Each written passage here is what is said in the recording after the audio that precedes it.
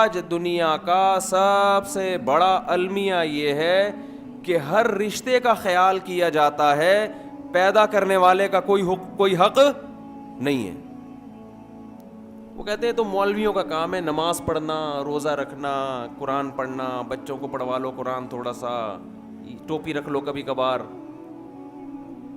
ہر قوم میں ایک کلچر ہوتا ہے نا، مذہب ہوتا ہے. ہندو کا اپنا ایک مذہب ہے، عیسائیوں کا اپنا ایک مذہب ہے، تو مسلمان کہتے ہیں ہمارا بھی ایک مذہب ہے، تو ہم عید منا لیتے ہیں، رمضان میں تھوڑا بہت روزے ووزے رکھ لیتے ہیں، کلچر ہے ہمارا. تو بھائی کلچر اور رسومات کی وجہ سے تو ہندو بھی ہندو مذہب کے پیچھے چلتا ہے، عیسائی مذہب کے پیچھے چلتا ہے، اس لیے کہ وہ عیسائی گھر میں پیدا ہوا. تو اگر ہم اس لیے نماز پڑھ لیتے ہیں کہ ہمارے ابا پڑھا کرتے تھے، تو یہ کوئی کمال تو نہ ہوا نا. کیوں بھائی، غلط کہہ رہا ہوں میں؟ تو اللہ اپنا تعارف کرواتا ہے قرآن مجید میں. هو الذی، کیا ہے قرآن میں؟ خلقکم من تراب، جس نے تمہیں مٹی سے بنایا. جب انسان سمجھدار ہو جاتا ہے نا، بالغ ہو جاتا ہے، تو پھر یہ آیتیں اس کی سمجھ میں آنا شروع ہوتی ہیں. بچہ ہوتا ہے تو تھوڑی کچھ سمجھ میں آئے گا اس کے. پھر اللہ اپنا تعارف کرواتا ہے. یہ جو کائنات ہے یہ خود بخود نہیں بنی ہے، کسی نے بنایا ہے اس کو. اتنا بڑا سمندر، اتنی بڑی خشکی، اتنے بڑے بڑے پہاڑ اس نے زمین میں گاڑ دیے. کیسی مخلوق پیدا کی ہے. آپ مخلوق کی قسمیں دیکھو، قسمیں ختم نہیں ہو. صرف سمندر کی مچھلیوں کی قسمیں دیکھو آپ. واللہ خلق کل دابۃ من ماء، ہر طرح سے پانی سے اس نے حیات کو پیدا کیا. ہر جاندار کی زندگی میں دخل کس کا ہے؟ پانی کا. وجعلنا من الماء کل شیء حی، پانی سے ہر زندہ چیز کو بنا دیا اس نے. پانی پہ تصویر بنانا ممکن ہے بھائی؟ وہ اللہ ماں کے پیٹ میں منی کے قطرے پر تصویر بناتا ہے انسان کی.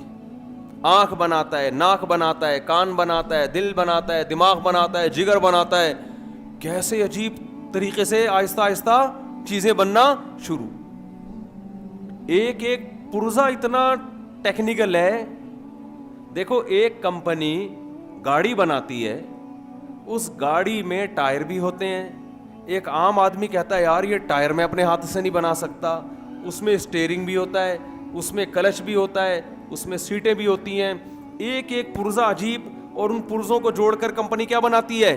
گاڑی بناتی ہے. لیکن اتنی بڑی بڑی کمپنیاں الگ سے نہ کوئی آنکھ بنا سکیں آج تک، نہ الگ سے ناک بنا سکیں، نہ کان بنا سکی ہیں. جاپان کی کوئی کمپنی جو بڑی بہترین گاڑیاں بناتی ہو، آپ اس کے پاس جاؤ، بولو آرڈر پہ ایک آنکھ بنا دو، ہمیں بنا سکتے ہیں؟ نہیں بنا سکتے. کہہ رہے ہیں بھائی یہ تو ہمارے بس میں نہیں. بنا دیں گے تو پتھر کی اس جیسی شکل، ہم کہ دیکھنے والی آنکھ بناؤ. کہہ رہے ہیں بھائی یہ ہمارے لیے ممکن، ایسی آنکھ جس میں روح ہو، زندگی ہو، حیات ہو، کوئی بنا سکتا ہے کیا؟ اور اللہ ماں کے پیٹ میں یہ چیزیں بناتا ہے پانی کے ایک قطرے سے، روٹی سے بناتا ہے اللہ تعالیٰ یہ ساری چیزیں. کیسے دیکھو ماں کو حمل ٹھہرتا ہے. ماں کیا کھاتی ہے جس سے بچے کی آنکھیں بنتی ہیں؟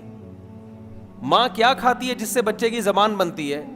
ماں کیا کھاتی ہے جس سے بچے کی سر بنتا ہے، دماغ بنتا ہے، گردے بنتے ہیں، کلیجی بنتی ہے، پھیپھڑے بنتے ہیں، گھٹنے بنتے ہیں، انگلیاں بنتی ہیں. روٹی کھا رہی ہے. منوڑا میں کچھ اور تو نہیں کھاتی ہیں نا مائیں. روٹی کھائے گی اس سے بھی آنکھ بنے گی، مچھلی کھائے گی اس سے بھی آنکھ بنے گی، اور آم کھائے گی اس سے بھی آنکھ بنے گی، کھجور کھائے گی اس سے بھی آنکھ بنے گی.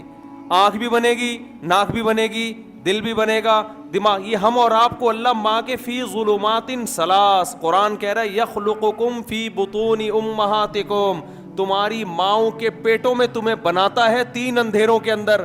کوئی اندر انجینئر نہیں بیٹھا، کوئی میکینک نہیں بیٹھا، کوئی مزدور نہیں بیٹھا جو ڈینٹنگ پینٹنگ کا کام کر رہا ہو بیٹھ کے. نہ آپ کی آنکھ ٹھوک رہا ہو وہاں بیٹھ کے، دانت جوڑ رہا ہو آپ کے وہاں بیٹھ کے، ناک پہ جناب پلاسٹک لگا رہا ہو، ایلفی لگا کے ناک فکس کر رہا ہو.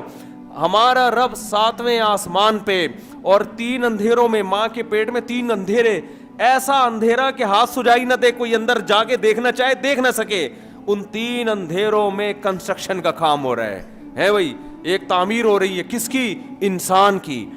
خدا کی قسم بڑے بڑے بلڈر حبیب بینک کی بلڈنگ سے 20 گنا جیسی اونچی بلڈنگ بنا سکتے ہیں, ایک چھوٹا سی مکھی قرآن کہہ رہے نہیں بنا سکتے, سارے جمع ہو جائیں تو بھی ایک مکھی نہیں بنا سکتے, انسان تو بہت دور کی بات ہے.